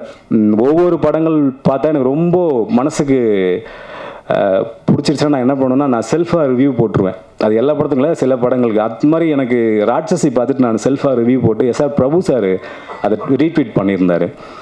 அப்போ தான் நான் அவர்கிட்ட பேசினேன். ரொம்ப நன்றி தோழத்தோட எக்ஸலண்ட்டான மூவி. நான் கவர்மெண்ட் ஸ்கூலில் படித்த பையன், எனக்கு அதோட வழிகளில் என்னால் கொஞ்சம் புரிஞ்சிக்க முடியுது. ரொம்ப சூப்பராக இருந்துச்சு தோழர்னு. அதுக்கப்புறம் நாங்கள் கழுவத்தி முருகனும் பார்த்துட்டு தோழரை பாராட்டினேன். ஸோ அவரும் இந்த நிகழ்ச்சிக்கு வந்தது எனக்கு ரொம்ப ரொம்ப சந்தோஷம். அண்ணன் ஜேவியர் அண்ணனுக்கு என்ன பெருசாக தெரியாது, ஆனால் எனக்கு அவர் ரொம்ப நல்லாவே தெரியும். அண்ணன் டிவி யூடியூப்பில் உட்காந்தாலும் நான் பார்த்துருவேன். அடி பொழந்துருவார் ஆப்போசிட்டில் எதாக இருந்தாலும் நம்ம உட்காரான் அவனு அப்படின்வார் அண்ணன். அவருடைய கொள்கையும் அவருடைய பேச்சுகளும் வந்துட்டு ஆனால் ரொம்ப தேவைண்ணே. அது இந்த காலகட்டத்தில் ரொம்ப தேவை. நான் வேறு கவர்மெண்ட் ஸ்கூல் பையன் சொல்லியிருக்கேன். மும்மொழி கொள்கையெல்லாம் போயிட்டுருக்கு. தயவுசெய்து விட்டுறாதீங்க, விட்டு கொடுத்துறாதீங்க. முடியாதுண்ணே எங்களால். நாங்கள் 2 மொழிக்கே ரொம்ப கஷ்டப்பட்டோம். தமிழ் படித்து இங்கிலீஷ் படிக்க கொடூரமாக கஷ்டப்பட்டோம். அதில் 3வது மொழிலாம் நாங்கள் அதனை விட்டுறாதீங்கன்னு. அடுத்து பாடல் பாடினவங்க வந்திருக்காங்க. அப்புறம் செந்தமிழ் எனக்கு ரொம்ப பிடிச்ச வில்லன் அண்ணன். ஆனால் நம்ம 2 பேர் சேர்ந்து ஒன்றா ஒர்க் பண்ணுறோம் ஒரு படம் கண்டிப்பாக. அண்டு திவ்யா சும்மா இன்ட்ரெஸ்டிங்கான ஒரு கேர்ள் அவங்க. திவ்யா ரொம்ப அந்த ஒரு ஆக்ட்ரஸ்ன்ற ஒரு எதுவுமே இருக்க ரொம்ப சிம்பிளாக ஸ்பாட்டில் வந்துட்டு எதாவது டவுட்னா என்கிட்ட கேட்பாங்க. அது ரொம்ப பிடிச்சிருந்துச்சி. நான் ரொம்பலாம் சொல்ல மாட்டேன், அவங்க பண்ணுறது நல்லா இருக்குன்னு சொல்லுவாங்க. அவ்வளோ சூப்பராக பண்ணுறீங்க நல்லா பண்ணுங்க அப்படின்றேன். அதுலேயே ஒரு மாதிரி டெம்ட் ஆகி பயங்கரமாக நடிக்க ஆரம்பிச்சிருவாங்க. எமோஷனல் சீன்லாம் ஒரு மாதிரி கண்ணு கலங்க வச்சுருவாங்க நம்ம ஆப்போசிட்டில் இருக்கும்பொழுது. அண்டு லியா இன்றைக்கி வர முடியாத சூழல். பட்டு ஒரு டஃப்பான சூழல் என்னென்னா எனக்கு வந்து இந்த படத்தில் ஸ்டண்ட் பண்ணதோ ரொமான்ஸ் பண்ணதோ இல்லை வந்து ஆக்ஷன் பண்ணதோ அதெல்லாம் கிடையாது. லியாவுக்கு நான் டிரான்ஸ்லேட் பண்ணோம், இங்கிலீஷில் டிரான்ஸ்லேட் பண்ணோம். அதுதான் ரொம்ப டஃப்பாக இருந்துச்சு. அதை லியா புரிஞ்சுப்பாங்க. ஓகே சரி ஓகே ரைட். எனக்கு தெரிஞ்ச இங்கிலீஷில் நான் சொல்லுவேன், அவங்க யூகே இங்கிலீஷில் அதை புரிஞ்சுப்பாங்க. புரிஞ்சுக்கிட்டு அதை நடிக்கும்பொழுது நம்ம அவுட்புட் பார்க்கும்போது அவ்வளோ அழகாக நடிச்சிருப்பாங்க. ஸோ சின்ன வேர்ட் கொடுத்தா போதும் லியா வந்து அதை புரிஞ்சு பயங்கரமாக நடிச்சிருவாங்க. ஸோ லியா இன்னைக்கு இல்லை. ஸோ பட் தேங்க்ஸ் லியாவுக்கு ஒரு மிகப்பெரிய தேங்க்ஸ். அண்டு கடைசியாக என் டார்லிங் தம்பி மச்சி டார்லிங் என்ன வேணாலும் சொல்லி கூப்பிட்டு வந்துட்டுன்னு தோணும்போது ஒரு எக்ஸலண்ட்டான மியூசிக் ரைட்டர். ஒரு பயங்கர இன்ட்ரெஸ்டிங்கான சவுண்ட்ஸ்லாம் இருக்கும் அவங்ககிட்ட. நாங்கள் ஏற்கனவே ஒரு ப்ராஜெக்ட் ஒர்க் பண்ணுறதா இருந்தோம், பட் பண்ண முடியாமல் போச்சு. இப்போ ஒரு ப்ராஜெக்ட் ஒரு பிளான் பண்ணோம், அதுவும் கொஞ்சம் ஸ்கிப் ஆச்சு. பட் இந்த ப்ராஜெக்ட் நாங்கள் பண்ணிட்டோம். இருந்தாலும் இன்னொன்று பண்ணணுன்ற ஒரு ஆர்வம் ஒன்று இருந்துக்கிட்டே இருக்குது. சாண்டியோட சவுண்ட்ஸ் வந்துட்டு ரொம்ப யூனிக்காக ரொம்ப இன்ட்ரெஸ்டிங்காக இருக்கும். இந்த படத்தில் வந்துட்டு ஃபஸ்ட்டு நான் கமிட் ஆகிறதுக்கு மிக முக்கியமான காரணம் சாண்டியோ. அந்த சாங் எனக்கு போட்டு காட்டினார் முத்துத்தோட. இந்த மாதிரி செம சூப்பராக சாண்டி போட்டால் சாண்டி இருக்காண்ணா. அப்போ ஓகேண்ணே சாண்டி நீங்கள் மேடமு அப்போ பாக்கியண்ணா ஓகேண்ணே நம்ம பண்ணிடலாம் இந்த ப்ராஜெக்ட் அப்படின்னு இது செலக்ட் பண்ணதுக்கான ரொம்ப முக்கியமான காரணம் சாண்டியும். ஸோ இன்றைக்கி கதாநாயகனே சாண்டி தான். இந்த படம் முதல் படம்லாம் இல்லை, எனக்கு தெரிஞ்சு பயங்கரமான எக்ஸ்பீரியன்ஸான ஒரு இது படமாக முதல்ல வருது. பட் சாண்டி ஒரு மிகப்பெரிய இடத்த அடைவான்னு எனக்கு ஒரு மிகப்பெரிய நம்பிக்கை ரொம்ப ஸ்ட்ராங்காக இருக்குது. லவ் யூ மச்சி, செமையாக கலக்கிட்டு விடாத. நிகழ்ச்சிக்கு வந்த எல்லாருக்கும் ரொம்ப நன்றி. அப்புறம் சிறப்பு விருந்தினர்கள் எல்லாருக்கும் ரொம்ப நன்றி. ராமு ஐயா என்ன ஒரு வெப்சீரிஸில் கூப்பிடல, அதுக்கு ஒரு கொஞ்சம் கோவமாக ஆக்சுவலாக கூப்பிட்டாரு. அப்போ டேட் எது பிரச்சனை லுக்கு பிரச்சனையாக இருந்துச்சு. முடிவெட்ட சொன்னார் இல்லைங்கய்யா அப்படின்ட்டு. பட் அடுத்து நம்ம போன நிகழ்ச்சிக்கு வந்ததுக்கு ரொம்ப ரொம்ப நன்றி ஐயா. அப்புறம் ஸ்டண்ட் மாஸ்டர், மியூசிக் டைரக்டர், அப்புறம் வேறு யாரை சொல்லணும், எல்லாரை பற்றி சொல்கிறேன். நான் கூட நடித்த நடிகர்கள் எல்லாருக்கும் ரொம்ப ரொம்ப நன்றி. அண்ட் ரொம்ப முக்கியமாக வந்து காரைக்கால் மக்கள், இந்த படத்தை நாங்கள் ஷூட் பண்ணும்போது காரைக்காலில் இருந்த அந்த மீனவக்குடி மக்கள் வந்துட்டு அவ்வளோ சப்போர்ட் பண்ணாங்க. எங்களுக்கு ஏதாவது வந்து ப்ரொடக்ஷனில் சாப்பாடு வர லேட் ஆச்சுன்னா அவங்க வீட்டில் கூப்பிட்டு சாப்பாடு போட்டுருவாங்க. ப்ரொடக்ஷனில் இருந்த எல்லாருமே என்ன பண்ணுவாங்கன்னா ஒரு 4 மணிக்கு மீன் வாங்கி கொடுத்துட்டு 5 மணிக்கு அங்கேயே செஞ்சு சாப்பிட்டு 6 மணிக்கு ஹோட்டலுக்கு கொண்டு போயிடுவாங்க. ஸோ அவ்வளோ அன்பான மக்கள். அண்டு அந்த லோக்கல் மேனேஜர் அப்புன்னு சொல்லிட்டு ஒரு நண்பர் ஒருத்தர், அவர் ஆக்சுவலாக சம்டைம்ஸ் வந்து ஷூட்டிங் லொக்கேஷன் கிடைக்கலன்னா நான் ஃபோன் பண்ணி அவர்கிட்ட பேசுவேன், அப்போ ஷூட்டிங் பண்ணணும், இன்றைக்கி பண்ணி ஆகணும், ஒரு 2-3 லட்ச ரூபா வேஸ்ட்டாக போய்டும் அப்படின்னா அவர் உடனே இறங்கி பண்ணுவார். ஸோ இந்த டீம் மேலே அவ்வளோ அன்பாக வந்துட்டு அந்த லோக்கல் அந்த மக்களும் இருந்தாங்க, அங்கே ஒர்க் பண்ண டெக்னீஷியன்ஸ் எல்லாருமே இருந்தாங்க. அதோட அவுட்புட் தான் ஆல்மோஸ்ட் நாங்கள் நினச்ச பட்ஜெட்டில் முடிச்சிட்டோம்னு நினைக்கிறேன் மேடம். படத்தை முடிச்சிட்டோம். ஆமாம், முடிச்சு இந்த படம் வெளியீடு காத்திட்ருக்கு. ஸோ இன்றைக்கி எப்படி சப்போர்ட் பண்ணீங்களோ அதே போல் வந்துட்டு படம் வெளியீடு எனக்கும் சப்போர்ட் பண்ணுங்கள். கண்டிப்பாக படம் எல்லாருக்கும் பிடிக்கும். வந்த எல்லாருக்கும் ரொம்ப ரொம்ப நன்றி. Thank you so much. இந்த படத்தில் வந்து ஆக்சுவலாக நான் வேறு ஒரு லுக்கில் இருந்தேன். ஸோ எனக்கு சவுந்தர் சார் கால் பண்ணிவிட்டு இந்த மாதிரி ஒரு கேரக்டர் இருக்குது, கொஞ்சம் இன்ட்ரெஸ்டிங்கான கேரக்டர், ஸோ ஃபேஸ் இதில் வந்து கண்டிப்பாக ரெஜிஸ்டர் ஆகும் அப்படின்னு சொல்லிட்டு, ஸோ அப்போ நான் வந்து ஒரு கன்னட மூவியில் வேறு ஒரு கேரக்டராக பண்ணிகிட்டு இருந்தோம், நாங்கள் ஒர்க் போயிட்டு இருந்தது. ஸோ பட் என்ன சவுந்தர் சார் சொன்னார், இது வந்து ரொம்ப இன்ட்ரெஸ்டிங்கான கேரக்டர், இது வந்து த்ரூ அவுட் த சீன்ஸ் நீ வந்து ட்ராவல் பண்ண இன்ட்ரெஸ்டிங்காக இருக்கும் அப்படின்னு சொல்லிட்டு. ஸோ இங்கே வந்ததுக்கப்புறம் ராஜலட்சுமி மேமை பார்த்ததுக்கப்புறம் அந்த என்னை பார்த்ததும் அவங்க வந்து டக்குன்னு ஒரு கேரக்டர் கொடுத்தாங்க. பட்டு நானும் சவுந்தர் சாரும் டிஸ்கஸ் பண்ண கேரக்டரே வேறு. எதுக்கு இது சொல்ல வரேன் அப்படின்னா, ராஜலட்சுமி மேம் வந்து நாட் ஓன்லி த ப்ரொடியூசர், அவங்க வந்து ஒரு நல்ல கிரியேட்டர், ஒரு ஆர்டிஸ்ட்டை எப்படி வந்து அவங்கள்ட்ட இருக்கிற ஸ்கில்ஸை எப்படி எடுத்துக்கலாம், என்ன மாதிரி லுக் க்ரியேட் பண்ணணும். ஸோ அவங்க வந்து அந்த கதை எழுதுகிற டைமும் அந்த கேரக்டர் வந்து எப்படி பண்ணால் நல்லாயிருக்கும் அப்படின்னு சொல்லி அழகாக கிராஃப்ட் பண்ணியிருப்பாங்க. எங்களுக்கு வந்து அப்பப்போமா ட்ராவல் இருக்கும், அந்த ட்ராவலே வந்து எங்கள் கூட அவங்களும் ட்ராவல் பண்ணுற மாதிரி இருக்கும். ஸோ ரொம்ப இன்ட்ரெஸ்டிங்கான ஜேர்னியாக இருந்துச்சு. ரொம்ப என்ஜாய் பண்ணோம் எங்களோட டீம். ஆக்சுவலாக நாங்கள் வந்து ஹீரோயினோட ஃப்ரெண்ட்ஸாக ஒரு கேங்காக ஃபார்ம் ஆகும். ஸோ அது ஆக்சுவலாக அது நடித்து எனக்கு என்ன ஃபீல் ஆச்சுன்னா, நான் ஒரு ஃபாரினராகவே என்னை மாற்றிட்டாங்க. ஆக்சுவலாக எனக்கு தமிழே பேச வராத மாதிரி கம்ப்ளீட்டாக இங்கிலீஷ் மாதிரி பண்ணி, ஸோ ரொம்ப ஹாப்பி ட்ராவலாக இருந்தது. ரொம்ப இன்ட்ரெஸ்டிங்காக இருக்குது ஸ்டோரிஸ், ரொம்ப ஃபன்னாக இருந்தது ஃப்ரெண்ட்ஸ் கூட. எனக்கு என்னென்னா ஒரு காலேஜ் ஃபீல் கிடச்சிது, அந்த மாதிரி அந்த கேரக்டரை வந்து நாங்கள் ட்ராவல் பண்ணோம்.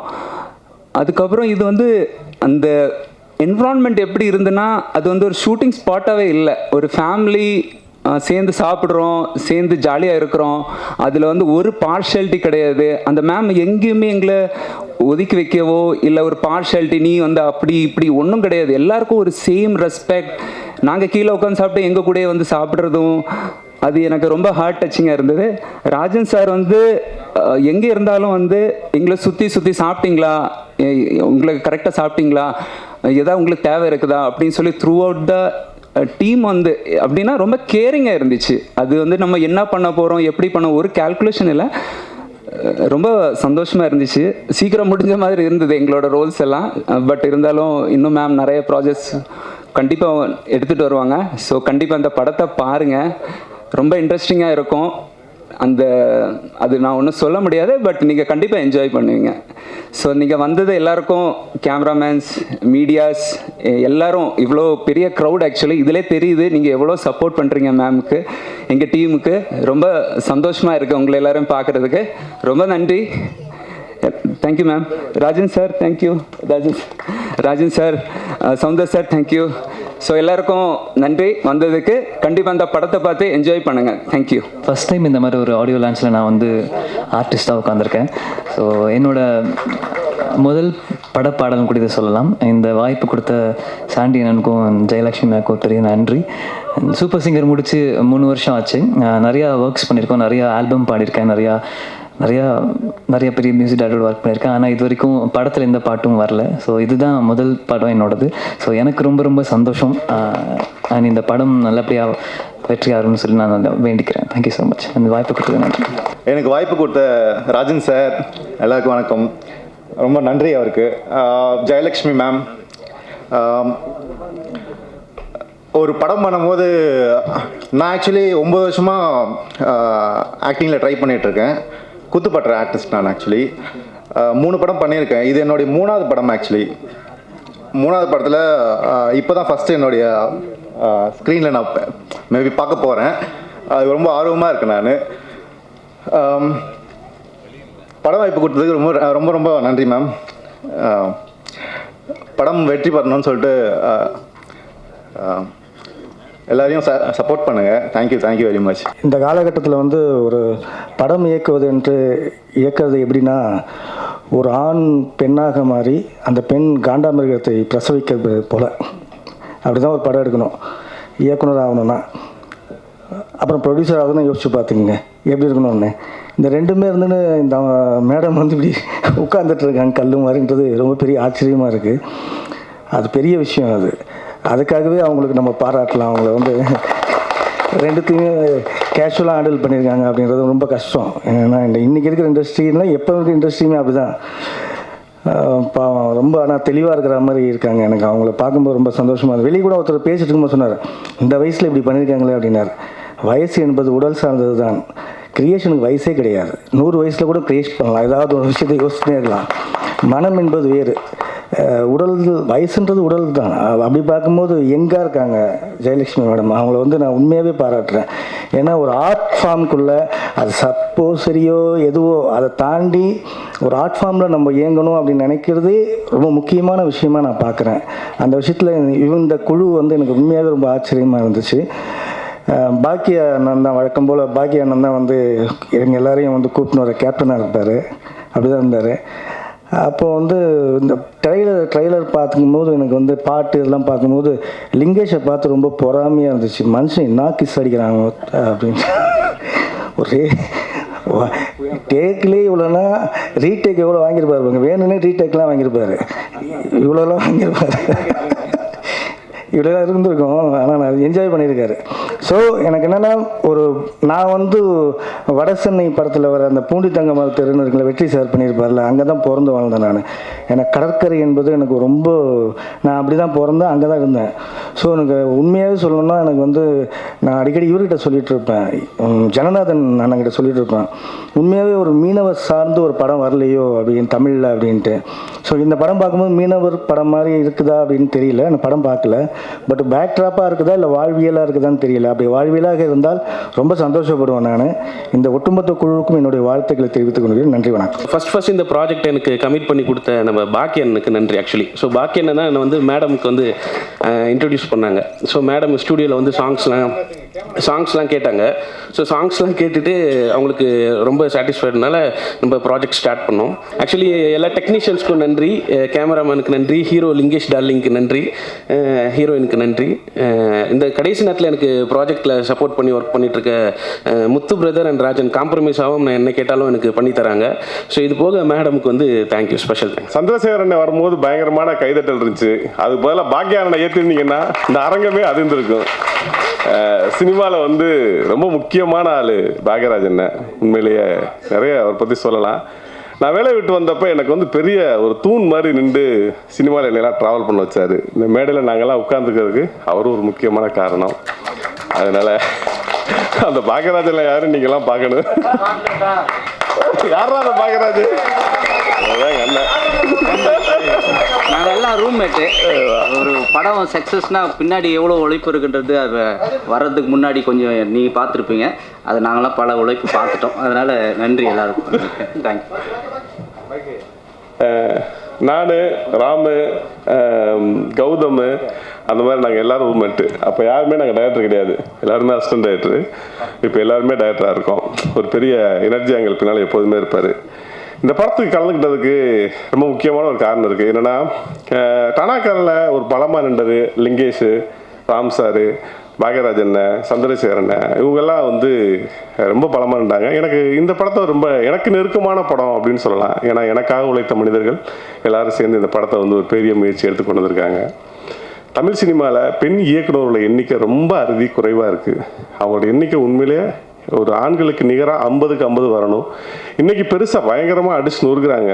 இன்றைக்கி வர்ற பெண்கள் சுதாகங்கிற படத்தை எடுத்துகிட்டு நீங்கள் எந்த ஆண் இயக்குநர்களோட பேரை போட்டாலும் பொருந்தும். ஏன்னா அப்படி ஒரு மாஸ்டர் பீஸாக இன்றைக்கி வந்து ஒர்க் பண்ணுறாங்க. அது மேடமும் வளரணும், இந்த படம் பெரிய வெற்றி பெறணும்ன்ற. நன்றி. கல்லூரிகளில் ஏராளமாக மேடையில் நின்று மாணவர்களுக்கு பாடம் நடத்தியிருக்கிறேன். தொலைக்காட்சி விவாதத்தில் கோடிக்கணக்கான மக்களிடம் பேசியிருக்கிறேன். இன்னும் பல பெரிய அரசியல் தலைவர்களோடு உரையாடி இருக்கிறேன். ஆனால் என்னை இது எனக்கு முதல் மேடை. என்னை அறிமுகப்படுத்திய பாக்கியராஜுக்கு நன்றி. சினிமா இன்னும் இந்த சினிமா மேடையில் பேசுகிறது ஃபஸ்ட்டு. நிறைய நடிகர்கள், எங்கள் மனதாலும் குணத்தாலும் உயர்ந்த மனிதர் நம்ம இயக்குனர் தமிழ். அவர் ஏற்கனவே உயர்ந்து தான் இருக்கார். அப்படிப்பட்ட நபர்களோடு, சகோதரர்களோடு எனக்கு நெருங்கிய தொடர்பு உண்டு. ஆனால் என்னென்னா, இந்த மாதிரி மேடையில் வந்து ஃபஸ்ட்டு பேசுகிறது, இந்த இந்த இதை இந்த ஃபஸ்ட்டு படம்லாம் ஓடிச்சு, பார்த்தோம், பாடல்கள்லாம் பார்த்தோம். அதாவது பொதுவாக என்ன சொல்லுவாங்கன்னா, ஒரு மனிதர்களுக்கு, மனித பிறப்பாக பிறந்தவர்களுக்கு 3 விஷயம் வந்து வந்து ரொம்ப பிடிச்சிட்டே இருக்கும். எல்லாருக்குமே பிடிச்ச ஒரு 3 விஷயம் உண்டு. ஒன்று வந்து கடல். கடல் எந்த மனிதர்கள் போய் நின்னாலும் அந்த கடலில் இருந்து வெளியே வரவே மாட்டாங்க, அந்த கடலை பார்த்துக்கிட்டே இருப்பாங்க. 2வது ஒரு விஷயம் மலை. மலைப்பிரதேசத்துக்கு போனாலும் என்ன செய்வாங்க, பார்த்துக்கிட்டே இருப்பாங்க. அந்த மலை அவர்களை வந்து அங்கேருந்து வெளியேற விடாது. 3வது யானையவும் பார்த்துக்கிட்டே நிற்பாங்க. இந்த 3ஐயும் மனிதர்கள் பார்த்த உடனேயே அந்த இடத்திலிருந்து தங்களை நகர்த்தி கொள்ள மாட்டார்கள், அங்கேயே நின்றுக்கிட்டே இருப்பாங்க, அதை பார்த்துக்கிட்டே இருப்பாங்க. ஏன் இது இருக்குது, இதனுடைய உளவியல் என்ன அப்படின்னு பார்த்தா, இந்த 3மே அளவில் பெரியதாக இருக்கிறது. கண்ணு கொள்ளாது, பார்க்குறதுக்கு ரொம்ப பெருசாக இருக்கும். இந்த கடல் அலைகள் பாய்ஞ்சிக்கிட்டு இருந்த இடம் அநேகமாக இது தரங்கம்பாடின்னு நான் நினைக்கிறேன். ஏன்னா தரங்கம்பாடியில் தான் இந்த பாடல்கள் எடுக்கப்பட்டிருக்குன்னு நினைக்கிறேன். ஏன்னா நான் தரங்கம்பாடிக்குள்ளே ஒரு 15 நாள் உட்காந்து இந்த காவிரி நீரோவியம்னு ஒரு புக்கு எழுதினேன். அந்த புத்தகம் எழுதும்போது, நீங்கள் அமர்ந்து மேலே காதல் பாடிக்கொண்டு இருக்கிறீங்கல்ல, அதற்கு கடலுக்கு கீழே ஒரு மிகப்பெரிய வரலாறு இருக்குது. அதான் என் மனசுக்குள்ளே வந்து போச்சு. நல்ல ஒரு இடம் அது. அந்த கடலுக்குள் பல காதல்கள் செத்துப்போன வரலாறு ஒன்று. அந்த அலைகள் அந்த சோகத்தை பாடிக்கொண்டே இருக்கும். அந்த ஊருக்கு பேரே தரங்கம்பாடினாலே அலைகள் பாடி அப்படின்னு தான் பேர். தரங்கம்னா அலைகள் பாடிங்கிற ஊர் தான் தரங்கம்பாடின்னு சொல்கிறாங்க. அந்த ஊரில் தான் இந்த ஷூட்டிங் நடந்திருக்கு. ஏறக்குறைய 2-3 பாடல்கள் அதிலே இருந்தது.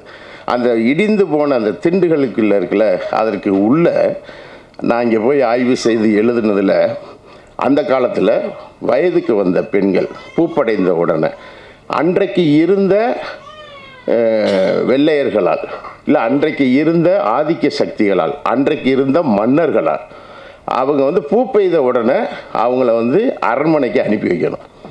இல்லாட்டினா அங்கே இருக்கிற படை வீரர்கள் வந்து அவர்களோடு உறவு கொள்ளணும். இவர்களுக்கான காதலோ எதுவுமே இருக்காது. உடனே அந்த தரங்கம்பாடி ஊரில் என்ன பண்ணுவாங்க அப்படின்னு சொன்னால், குழி தோண்டுவார்கள். ஒரு குழியை தோண்டி நெல் போடக்கூடிய ஒரு இதை உள்ளே வைப்பாங்க. வச்சுட்டு அதுக்குள்ளே அந்த குழந்தைய, அந்த பூ பெய்த பெண்ணை உள்ளே இறக்குவாங்க. இறக்கின உடனே அந்த பொண்ணு உள்ளே போய் அந்த நெல் அள்ளிட்டு வாமா அப்படின்னு சொல்லுவாங்க. அந்த குழந்தை உள்ளே இறங்கின உடனே மண்ணை போட்டு மூடிடுவாங்க. இந்த மாதிரி எவ்வளோ தெரியுமா, கிட்டத்தட்ட 8200 குழந்தைகள் அந்த கடலுக்கு கீழே இருக்கிறார்கள். அதற்கு பேர் பூவாடைக்காரி அப்படின்னு பேர் அதுக்கு. அதை வச்சுட்டு அந்த குழந்தை இறந்த இடத்த தெய்வமாக வழிபடுவாங்க. ஒரு பெட்டியில் பூ செஞ்சு அந்த பூவை சுற்றி அதை வழிபடுவாங்க. தரங்கம்பாடி கடற்கரை முழுவதும் பூவாடைக்காரிகள் நிறைந்த ஒரு ஊர். அவர்களுக்கு காதல் உண்டு. அந்த காதல் என்ன செய்யப்படுகிறது, அந்த இடத்த பார்த்ததுலேருந்து எனக்கு அப்படி தான் மனசுக்குள்ள அதை பார்த்துக்கிட்டே இருந்தாலே ஒரு பதட்டம் வந்துக்கிட்டே இருந்துச்சு. ஆனால் அந்த கடல் வந்து ஒரு கதையை சொல்லிக்கொண்டே இருக்குது. அந்த கடலின் மேல் நின்று, அந்த தரங்கம்பாடியில் நின்று ஒரு காதல் கதையை நீங்கள் என்ன செய்கிறீர்கள், சொல்ல முயன்றிருக்கிறீர்கள். அந்த வகைக்கு வாழ்த்துக்கள், பாராட்டுக்கள். ஏன்னா காதல் என்பது, நீங்கள் வந்து ஒரு ரொம்ப, நீங்கள் பெரியாரை வந்து சொல்லுவாங்க தமிழ்நாட்டில், பெரியார் இல்லாமல் ஒரு விஷயத்தை பேச முடியாது. நீங்கள் வந்து பெரியார் வந்து காதலை பற்றி ஒரு விஷயம் சொல்லுவார். திருமணமோ கல்யாணமோ கன்னிகாதானமோ எதுவுமே தமிழ் சமூகத்தில் வழக்கே கிடையாது. நமக்குள் இருந்ததெல்லாம் காதல் தான்.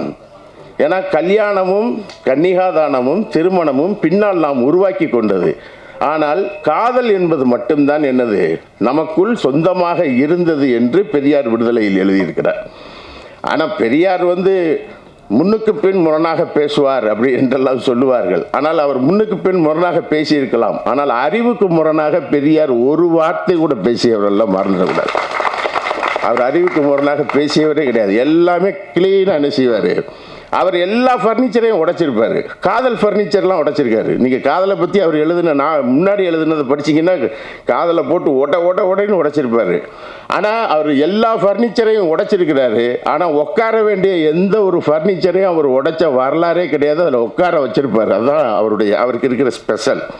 நீங்கள் அவரை விமர்சிக்கலாம், என்ன வேண்டுமானாலும் பண்ணலாம். நீங்கள் கார்ல் மார்க்ஸ் எழுதிய ஜென்னிக்கு எழுதிய காதல் கடிதம் அதை படித்து பார்க்கலாம்.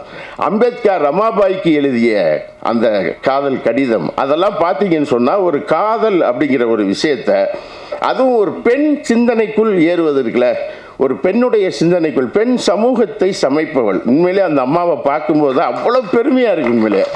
அதாவது இதுக்கு வயசோ மற்ற விஷயமோ அவங்க சொல்லியிருக்கக்கூடிய விஷயமோ இதில் உழைத்திருக்கக்கூடிய அத்தனை பேருடைய உழைப்புமோ இது வெற்றி பெற வேண்டும் என்பது எல்லோருடைய விருப்பம்.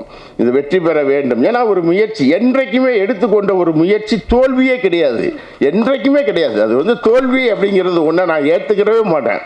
நீங்கள் அது இவர்கள் இன்றைக்கு விதைத்திருக்கிற எந்த ஒன்றுமே, இந்த பூமியில் ஒன்றை விதைத்தீர்கள் என்று சொன்னால் பூமியில் எல்லாமே விழுந்துக்கிட்டே இருக்கும், ஆனால் மக்கி போயிடும். விதை ஒன்று மட்டும்தான் என்ன செய்யும், முளைச்சிக்கிட்டு வெளியே வரும். அப்போ விதைத்து கொண்டே இருப்பது அப்படிங்கிறது ஒரு விஷயம் இருக்குல்ல, அதை இவர்கள் எல்லோரும் சேர்ந்து என்ன செஞ்சிருக்கிறாங்க. சொல்லியிருக்கிற முறை என்ன, அது என்ன வடிவத்தில் சொல்லப்பட்டிருக்கிறது, எப்படி அது காட்சிப்படுத்தப்பட்டு இருக்கிறது, அது எப்படி மக்கள் ரசிக்க போகிறாங்க, இதெல்லாம் ரெண்டாவது பார்ட்டு. ஆனால் ஒரு விதையை விதைப்பது அப்படிங்கிற ஒரு விஷயம் இருக்குல்ல, அது ரொம்ப முக்கியமான ஒரு விஷயம். அதில் ஈடுபட்ட உங்கள் அனைவருக்கும் எனது பணிவான வணக்கத்தை நான் உண்மையிலேயே கதாநாயகன் கதாநாயகி. ஏமா நீங்கள் இப்படி பேசாமல் இருந்தீங்கன்னா உங்களை யார் லவ் பண்ணுவா? வந்தீங்க, டக்குன்னு போய் உக்காந்துக்கிட்டீங்க, நல்லா பேசணும்ல. அப்போ பெண்கள் அந்த அடிப்படையில் ஒரு மிகப்பெரிய ஒரு முயற்சியை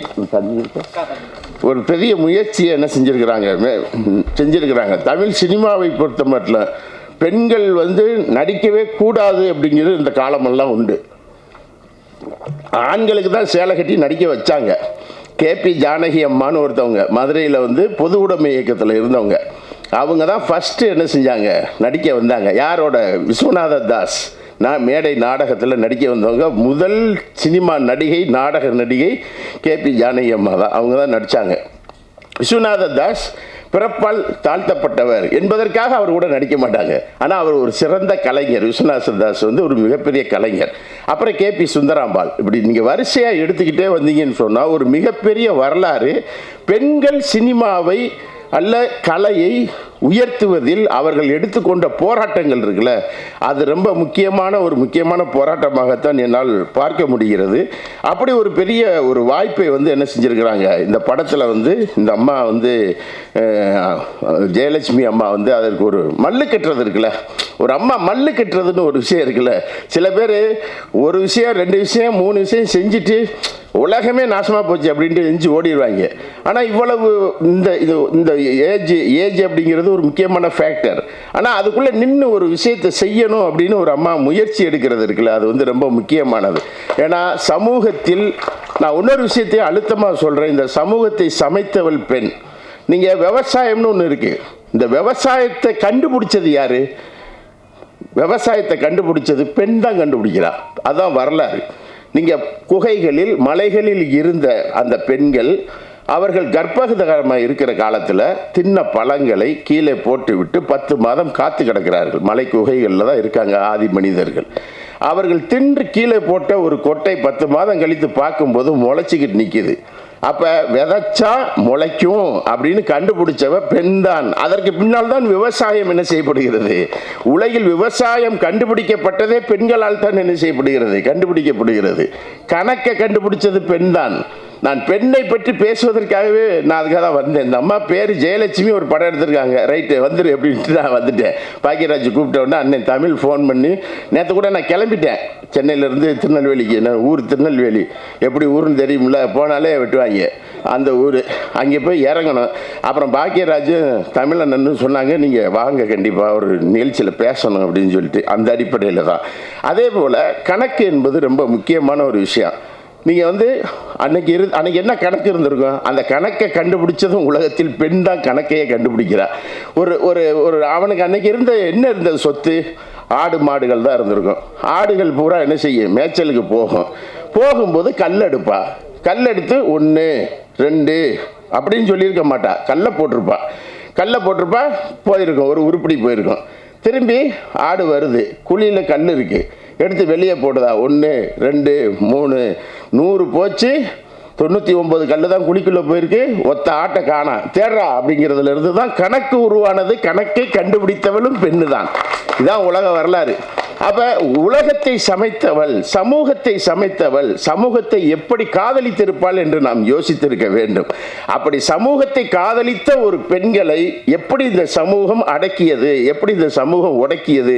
இப்பயும் காதல்னு பேசினாலே வெட்டிச்சுக்கிட்டு நிற்கக்கூடிய, அருவாளையெல்லாம் கையில் தூக்கிக்கிட்டு நிற்கக்கூடிய காலத்திலும் ஒரு காதலை வாழ வைத்து கொண்டிருப்பது அப்படிங்கிறது சினிமா தமிழ் சமூகம் மாத்திரமல்ல, உலக சமூகத்தை வாழ வைத்து கொண்டிருக்கிறது, காதலை வாழ வைத்து கொண்டிருக்கிறது. ஆதலினால் காதல் செய்வீர் என்று என்ன சொன்னா பாரதி? ஆதலினால் காதல் செய்வீர். காதல் செஞ்சா என்னெல்லாம் கிடைக்கும்ங்கிறா யாரு? பாரதியார். பாரதியார் சொன்ன ஆதலினால் காதல் செய்வீர் உலகத்தீரே அப்படின்னு ஒரு இது இருக்கு பத்தியில. காதல் செய்தார் மானுடர்க்கு கலவி உண்டு, கலவியில் கவலை தீரும். இந்த ஒரு முத்தம் கொடுத்தார்ல, கவலை தீரும். கவிதை உண்டு, கானம் உண்டு, கலைகள் உண்டு, சாகாமல் இருப்பவும் கூடும், மரணம் பொய்யாகும், அதனால் காதல் செய்யுங்கள். மரணத்தை பொய்யாக்கணும்னாலே நீங்கள் என்ன செய்யுங்க? காதல் செய்யுங்கள் என்று பாரதி என்ன செய்கிறான்? பாடல்கள் எழுதுகிறான். அப்போ இதையெல்லாம் கணக்கு பண்ணுகிற பொழுது ஒரு பெண், அதுவும் இந்த சமூகத்தில் ஒரு படத்தை எடுக்கணும், அதை பல வழியில் சொல்லலாம், எழுதவும் செய்யலாம். நாங்கள்லாம் நூல் எழுதுகிறோம். ஒரு புத்தகத்தை எழுதுவதற்கு ஒரு 6 ஆண்டு காலங்கள் ஒரு நதியில் நான் பயணித்திருக்கிறேன். 6 வருஷம் ஆற்றுக்குள்ளே படுத்து கிடந்திருக்கிறேன். என்னெல்லாம் வெளியே யாருக்குமே தெரியாது. ஆனால் ஒரு புத்தகத்தை நாங்கள் அப்படித்தான் எழுதுவோம், ஒரு வரலாறை அப்படித்தான் தேடுவோம். வாழ்க்கையில் பாதி நாள் எங்கேயாவது நாடோடியாக அலைந்து கொண்டிருப்போம், ஏதாவது ஒரு கல்வெட்டை போய் தோண்டிக்கிட்டு இருப்போம். இதை தான் நாங்கள் செய்து கொண்டிருப்போம். ஆனால் வெளி உலகத்திற்கு எங்களை பெரிசாக தெரியாது. இந்த சமூகத்தில் ஒரு எழுத்து என்பது ரொம்ப முக்கியமானது, ஒரு படைப்பு என்பது ரொம்ப முக்கியமானது. படைப்பாளி முக்கியமானவன், எழுத்தாளர் முக்கியமானவன். அந்த வகையில் ஒரு எழுத்தாளன் என்ற முறையில் இந்த படைப்பாளிகள் அனைவரையும் மிகவும் மனதார பாராட்டுகிறோம். இந்த திரைப்படம் வெற்றி பெற வேண்டும், சமூகத்தில் இது ஒரு தாக்கத்தை உருவாக்க வேண்டும் என்ற வேண்டுகோளை வைத்து இந்த மேடையில், முதல் மேடையில் என்னை அறிமுகப்படுத்திய பாக்கியாவுக்கு மீண்டும் நன்றி சொல்லி, அம்மாவுக்கு நன்றி சொல்லி, அனைவருக்கும் நன்றி சொல்லி அமைகிறேன். நன்றி, வணக்கம். ஃபர்ஸ்ட் ஆஃப் நான் வந்து உங்கள் எல்லாருக்கிட்டையும் சாரி கேட்டுக்கிறேன். ஏன்னா நிறைய பேர் நின்று இருக்கீங்க, இடம் இல்லாத இருக்கீங்க, அது எனக்கு ரொம்ப கஷ்டமாக இருக்குது. எங்களுக்காக டைம் ஒதுக்கி உட்காந்து பார்க்குறீங்க, அதுவும் எனக்கு ரொம்ப சந்தோஷம். எனக்கு ரொம்ப பேச தெரியாது. ஃபிசிக்கலாக நான் ஒர்க் பண்ணுவேன், என்னென்னா எனக்கு மென்டலி அவுட்டு. ஃபிசிக்கலி நல்லா ஓடுவேன், எல்லாம் பண்ணுவேன், மென்டலி எனக்கு எதுவும் பேச தெரியாது. இந்த படம் வந்து நம்ம என்ன சொல்கிறதுனா, ஜெயலட்சுமி மேடம் அவங்க இந்த படத்தில் பல வழிகளை சந்திச்சிருக்காங்க. பல வழி அது எனக்கு மட்டும்தான் தெரியும். ஏன்னா நான் வந்து 5 வருஷம் நான் அவங்க கூட இருந்திருக்கேன். மாதா பிதா குரு தெய்வம் எல்லாம் சொல்லுவாங்க. எனக்கு மாதா பிதா குரு தெய்வம் எல்லாமே எங்கள் மேடம் தான். ஏன்னா என்ன அவ்வளோ பார்த்துட்ருக்காங்க. நான் நிறைய தவறு பண்ணியிருக்கேன், நிறைய டைம் தவறு பண்ணியிருக்கேன், நிறைய பிரச்சனை பண்ணியிருக்கேன். ஒரு முறை கூட என்னை வந்து அவங்க திட்டுனதே இல்லை. என்ன தெரியுமா சொல்லுவாங்க? தட்டி கொடுப்பாங்க, பார்த்துக்கலாம் விட்றா, பண்ணிக்கலாம் விட்றா அப்படின்னு. ஆனால் அவங்களுக்குள்ள நிறைய வழிகள் இருக்கும். இந்த படம் பண்ணது என் கூட எல்லாம் பயணப்பட்டிருப்பாங்க. டெக்னீஷியனாக இருக்கட்டும், மற்ற ஆர்டிஸ்டாக இருக்கட்டும், அவங்களுக்கு தெரியும் எவ்வளோ வழிகளோட மேடம் வந்து பயணித்தாங்க அப்படின்னு. இதில் மிகப்பெரிய விஷயம் என்னென்னா, இதில் வந்து என் கூட 4 வந்து மேடம் வந்து ஒரு ஆலமரம்னா 4 அதாவது அதை சுற்றி வந்து விழுதுகள் போல் வந்து டைரக்டர் தாங்க. இது வந்து ஏன்னா ஒரு டைரக்டருக்கு வந்து அசிஸ்டண்ட் இருப்பாங்க. இதில் வந்து ஒரு படம் பண்ண டைரக்டர் அவங்கள வந்து ஒரு அசிஸ்டண்ட் டைரக்டராக நினைக்காத மேடம் கூட இருந்து என்னுடைய சித்திரவதையை சகிச்சுட்டு அவங்களுக்கு அதை நிறைய சித்திரவதை பண்ணியிருக்கேன் அவங்கள. அதுக்கு நான் ரொம்ப சாரி கேட்டுக்கிறேன். அந்த மாபெரும் ஜம்முவான் யாரான்னு கேட்டால் நம்ம பாக்கியா சார், டைரக்டர் பாக்கியா சார், அதுக்கப்புறம் டைரக்டர் முத்து சார். இதுக்கப்புறம் நான் 2-3 பேரை நான் கூப்பிடல, சாரி மன்னிச்சுக்கணும். என்னுடைய அண்ணன் டைரக்டர் சவுந்தர், அவர் வந்து என் கூட அப்பத்துலேருந்தே நான் துவண்டு போக சொல்லவும், நான் சொல்லவும், நான் இது பண்ண சொல்ல என் கூடவே இருந்திருக்காது. என்ன தான் கருத்து வேறுபாடு இருந்தாலும் எங்களுக்குள்ள அவர் என்னை தட்டி கொடுத்து இல்லை இல்லை இல்லை ராஜன் இப்படி இல்லை அப்படி இல்லை, எனக்கு நிறைய விஷயங்கள் சொல்லி கொடுத்துருக்காரு. அவருக்கு வந்து ரொம்ப தேங்க்ஸ் சொல்ல நான் விரும்புகிறேன். இந்த படத்தில் நிறைய விஷயங்கள் நடந்திருக்கு, யாருக்கும் தெரியாது. இந்த படத்தால் குறைஞ்சபட்சம் மேடம் வந்து பிபி இதுவாகிட்டு 5-6 டைம் வந்து ஹாஸ்பிட்டல் அட்மிட் ஆகிருக்காங்க. இந்த படத்துக்காக சவுந்தர் சார் யாருக்கும் தெரியாது, ஸ்ட்ரோக் வந்துடுச்சு அவருக்கு. இந்த படத்தை எண்ணி இது பண்ணி அந்த மாதிரி ஒரு மாபெரும் டைரக்டர் அவர். இன்னொரு டைரக்டர் வந்து கிருஷ்ணன், அவரும் என் கூட இருந்து சிறப்பாக செயல்பட்டார். அதாவது இந்த 4 பேர் வந்து என் கூட இருந்து முத்தண்ணா இப்போ வரைக்கும் கூட நிற்கிறாரு. சவுந்தர் சாரும் அவரு கூட நிற்கிறாரு. நான் என்ன பேசணும்னு தெரியல. இன்னொன்று வந்து நான் இந்த மேடையில் நிற்கிறேன்னா அதுக்கு முதல் காரணம் ஜெயலட்சுமி மேடம் மட்டும்தான். அந்த வாய்ப்பை உருவாக்கி கொடுத்துட்டு வந்து நம்ம பாக்யராஜ் சார். என்னென்னா நம்ம தானாக்காரன் அப்படின்றதுல நம்ம தமிழ் சார் எனக்கு ஒரு ரோல் கொடுத்துருந்தாரு. அது சின்ன ரோல் தான். அந்த ரோல் நான் நடிக்க சொல்ல லிங்கேஷ் சார் அதில் ஆக்ட் பண்ணியிருந்தார். அவருக்கும் தெரியாது. அவர்கிட்ட நான் செல்ஃபி எடுத்திருக்கேன் சார், ஒரு செல்ஃபி எடுக்கட்டுமா அப்படின்னு. இப்போது என்னென்னா அந்த உயரத்துக்கு என்னை தூக்கி வச்சு இவ்வளோ பெரிய ஒரு பொறுப்பை கொடுத்து இங்கே நிற்க வச்சதுக்கு நெக்ஸ்ட் யாருன்னு கேட்டால் ஜெயலட்சுமி மேடம் தான். ஏன்னா அவ்வளோ பெரிய பொறுப்பு கொடுத்துருக்காங்க, கொடுத்தாங்க. அதுக்காக நம்ம தேங்க்ஸ் சொல்லிக்கிறேன். எல்லாத்தையும் சொல்லிட்டார் அவர். ராஜன் சார் வந்து ஓப்பனாக எல்லாத்தையுமே பேசிட்டார். ஒரே ஒரு விஷயம், எல்லாருக்குள்ளேயும் வந்து இவங்களை எப்படியாவது ஜெயிக்க வைக்கணும் அப்படின்ற ஒரு எண்ணம். எல்லாரையும் பற்றியும் சொல்லலாம். எனக்கு லிங்கேஷ் சாருடைய ஆக்டிங் வந்து ரொம்ப புல்லரிக்கும். அந்த மாதிரி பண்ணுவார். ஒரு விஷயத்த சொன்னால் அதை அவர் உள்ளுக்குள்ளே எடுத்துகிட்டு பண்ணுவார். அப்படி பண்ணும்போது கூட மறுபடியும் மேடம் போய் கரெக்ஷன் சொல்லுவாங்க, இல்லை இது இன்னும் கொஞ்சம் இப்படி பண்ணணும்னு. அதையும் உள்வாங்கிட்டு ரொம்ப அழகாக பண்ணுவாங்க. இவங்க ஹீரோயினையும் ரொம்ப நல்லா பண்ணாங்க. இன்றைக்கி விழாமேடை வந்து பார்த்தீங்கன்னாக்கா நம்ம மியூசிக் டைரக்டரு சாண்டிஜி எல்லாருமே பார்த்துருப்பீங்க. ரொம்ப அழகாக பண்ணியிருக்காரு. ஒவ்வொன்றும் கண்டிப்பாக ஹிட் ஆகும். சந்துரு சார் வந்து கண்டிப்பாக சொல்லி ஆகணும். குழந்தைய வச்சுக்கிட்டு அவ்வளோ கஷ்டப்பட்டு அந்த பாட்டை எழுதினார். ஒவ்வொரு சுச்சுவேஷனுக்கும் அந்த வரிகள் அவ்வளோ அழகாக இருக்கும். இது நிறைய வழிகள், நிறைய போராட்டங்கள் எல்லாரும் பற்றியும் சொல்கிறதுக்கு இந்த நேரத்தில் வந்து டைம் போதாது. எல்லோரும் வேறு ஒரு டென்ஷன் எப்போ முடியும்னு தான் உட்காந்துருக்கோம். அதனால் எனக்கு வாய்ப்பு கொடுத்த எல்லாருக்கும், குறிப்பாக மேடத்துக்கும் சரி, இங்கே என்ன கூப்பிட்டு அறிமுகப்படுத்துறது வந்து ராஜன் சார் தான். அவருக்கும் சரி, இந்த இடத்துல எல்லாருக்கும் ஒரு நன்றியை தெரிவிச்சுக்கு முடிச்சுக்கிறேன். நன்றி. முக்கியமாக இதில் வந்து என்னோட செலிப்ரேட் பண்ண எல்லாருக்குமே, அதாவது டெக்னீஷியன் அவங்களுக்கு தான் ஃபஸ்ட்டு சாரி. நான் முதல்ல நினச்சது என் இறைவனுக்கு நன்றி சொல்லணும்னு நினச்சேன். ஆனால் இங்கே இருக்கிறவங்க பேசுகிறத பார்த்துட்டு என் இறைவனை ஒரு செகண்ட் மறந்துட்டேன். அவர் கோச்சிப்பார், இல்லை ஆண்டவா இறைவா நீ தான்ப்பா எனக்கு எல்லாமே.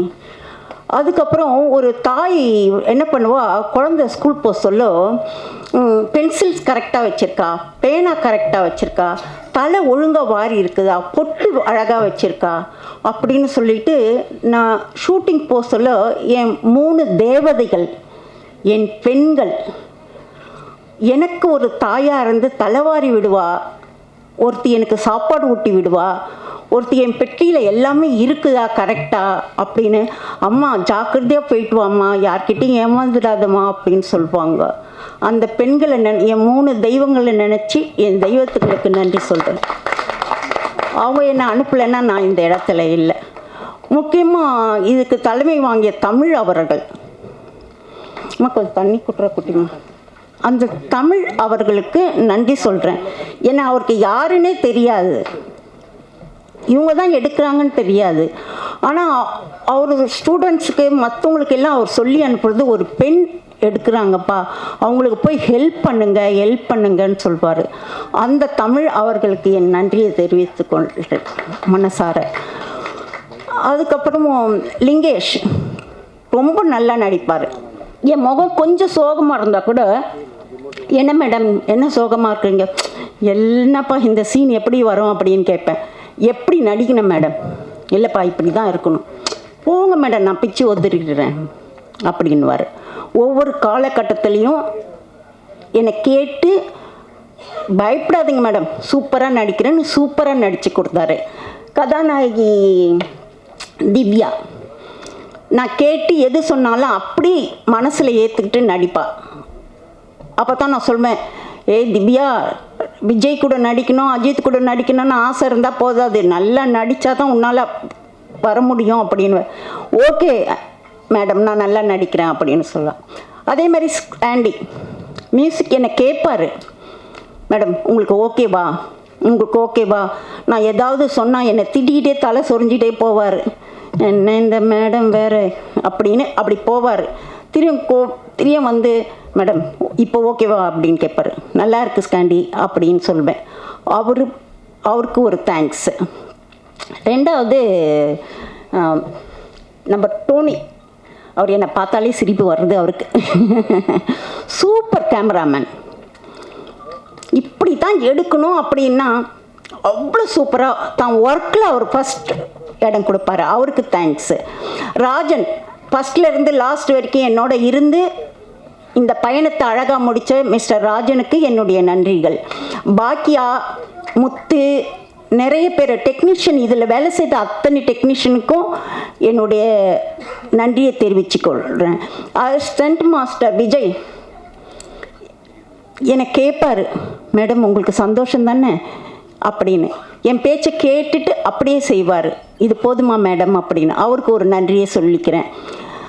செந்தமிழ் அவர்கள் என் படத்தில் அவர் ஒரு அட்வொகேட்டு இருந்தாலும் என் படத்தில் நல்லா நடிச்சிருப்பார். அவருக்கு நன்றி. எல்லா டெக்னீஷியனுக்கும் நன்றி. பாக்கியா, முத்து, சவுந்தர், கிருஷ்ணன், அவங்களுக்கு எல்லாருக்கும் என்னுடைய மனமார்ந்த நன்றி. பாக்கியா என்னை ஒரு சிஸ்டராக இருந்து, அவரை மாதிரி ஒரு மனுஷனை பார்க்க முடியாது பாக்கியாவை மாதிரி. ஆனால் ஒரே ஒரு விஷயம் அவருக்கே தெரியும், இப்போ நான் பப்ளிக்கில் அதை சொல்லலை, அவரே சிரிச்சுப்பார் பாக்கியாவே. ஆனால் எல்லாருக்கும் தன் பையில் என்ன இருக்குதோ அதை முதல் உதவி செய்வார் அவர். அதான் நான் சொல்லுவேன், பாக்கியா உன் பையில் இருக்கிறத பார்த்துக்கப்பா அப்படின்னுவே நானே. எல்லாருக்கும் உதவி செய்வார். ரொம்ப தங்கமான மனுஷன். பள்ளி பருவத்தில் இருந்தால் அது எனக்கு தெரியாது, நல்ல உதவி செய்வார். இன்னும் யாரையாவது நான் மிஸ் பண்ணிட்டேன்னா எனக்கு தெரியல. இங்கே பேச்சாளராக இருந்து பேச்சு கொடுத்த ஓகே பாடலாசிரியர் சந்துரு தனிப்பட்ட நேரத்தில் நிறைய பேசுகிறேன், இங்கே மறந்துட்டேன் நான். சந்துரு அவர்கள் நல்ல வரிகளை எழுதி இதுக்கு கொடுத்தாரு. 2 பேச்சாளர்கள் இங்கே சூப்பராக பேசினாங்க. உங்கள் நேம் சம்பத்குமார். நெக்ஸ்ட் அவர் ஒரு எழுத்தாளர், அவர் ரொம்ப சூப்பராக பேசினாங்க. படம் எடுக்கிறது பெருசு இல்லை, படத்தை வந்து பார்க்குறது பெருசு இல்லை, ஆனால் அதனுடைய உள் கருத்தை அறிஞ்சு ஒரு தமிழை பற்றி பேசினாங்க பார்த்தீங்களா, ஒரு லேடியை பற்றி பேசினாங்க தெரியுங்க. அந்த மாதிரி நான் அடிக்கடி சொல்வேன், இவன் தாண்டா ஆம்பளை அப்படின்னு. அப்படின்னா என்ன அர்த்தம் தெரியுங்களா? தயவுசெய்து பெண்கள் எல்லா வகையிலும் உங்களுக்கு அடிமை தாங்க. இந்த உலகத்தில் எல்லா பெண்களும் ஒரு ஆணுக்கு அடிமை. ஆண் இல்லாமல் எதையும் சாதிக்கவே முடியாது எந்த பெண்ணாலையும். அப்படி இருக்க சொல்ல நீங்கள் ஆண் மகன்கள் இல்லையா, முடியாத இந்த பெண்களை தயவு செய்து தூக்கி விடுங்க. புரியுதுங்களா? அது உங்கள் ஒய்ஃபாக இருக்கட்டும், உங்கள் பொண்ணாக இருக்கட்டும், உங்கள் தாயாக இருக்கட்டும். நாங்களாம் ஒன்றும் பண்ண முடியாது இந்த உலகத்தில். உங்களை தவிர நீங்கள் இல்லாமல் ஒரு ஆண் இல்லாமல் ஒரு பெண் என்னத்தை சாதிக்க முடியும்? நெவர். வேணால் காலோட தூக்கி விட்டுக்கலாம். நாங்கள் எல்லாத்தையும் நாங்கள் செய்துடுவோம், நான் எல்லாத்தையும் ஆண் இல்லாமல் ஒன்றுமே முடியாது. ஸோ ஆண்களுக்கு நம்ம அடங்கி போனோம். நாங்கள் அடங்குறதால நீங்கள் பெரிய காலரை நீங்கள் தூக்கி விட்டுக்காதீங்க.